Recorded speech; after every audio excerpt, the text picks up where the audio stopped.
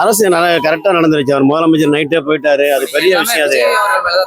ஆமா, நிச்சயமா அவர் தான் தப்பு. அவர் அந்த சொன்ன டயத்துக்கு வரல. அவர் அந்த பெரிய தப்பு. அவர் என்ன எம்ஜிஆரா? அவரு எம்ஜிஆர் ஒவ்வொரு தெருவா போயிட்டு போயிட்டு ஒவ்வொரு இடமா போயிட்டு வருவாரு, லேட்டாகவும் வருவாரு, மக்கள் காத்து இருந்தாங்க. அன்னைக்கு மீடியா இல்லை, எதுவும் இல்லை, மக்கள் பார்க்கணும்னு ஆர்வத்தில் இருந்தாங்க. இன்னைக்கு மீடியா இருக்கு, தேவையில்லாம எவ்வளவு கூட்டத்தை கூட்ட வேண்டிய அவசியம் இல்லை.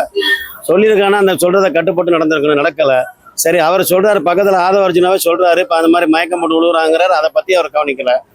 ரொம்ப வருத்தத்துக்குரிய விஷயம் சார். இது ரொம்ப கண்டிக்கக்கூடிய விஷயம். அரசியல் இவங்க தெளிவா, இப்ப மற்ற அரசியல் அந்த மாதிரி நடந்ததில்லை. அவங்க அரசியல் தெளிவா இருக்க, அரசியல் அனுபவம் உள்ளவங்க. இவருக்கு அனுபவம்னாலும் இந்த மாதிரி எல்லாம் வந்துச்சு. அதான் இவர் எப்படின்னா ஒரு மோகத்தை காட்டுற மாதிரி கூட்டத்தை எப்பவும் எம்ஜிஆர் மாதிரி பாவனை கொண்டு வர மாதிரி செஞ்சிருக்காங்க. அதனால இந்த வினை வந்துச்சு. இப்போ ஒரு அரசியல் கட்சி கேட்பாங்கன்னா அவங்களுக்கு தெரியும் நடிகரை பார்க்க எவ்வளவு வருவாங்க, எத்தனை தொண்டர்கள் சொல்ல. அவங்க ஒரு கணிசமான அந்த நேரத்தை பற்றி கரெக்டாக சொல்லியிருக்காங்க. இந்த நேரத்தில் ஒரு வர்றான்னு சொல்லியிருக்காரு. அந்த நேரத்தில் ஒரு 10,000 பேர் ஓகே. அப்போ போலீஸும் அதுக்கு அனுமதி கொடுத்துருக்கு, அந்த கெப்பாசிட்டி உள்ள இடத்துக்கு கொடுத்துருக்காங்க. இவர் பொழுதுனையும் காக்க வச்சுட்டு 7 மணிக்கு வரனால கூட்டம் அதிகமாகி அந்த இடம் கெப்பாசிட்டி கம்மியாகி போச்சு. இதனால தான் உயிர் சேதம் நிறைய நடந்திருக்கு.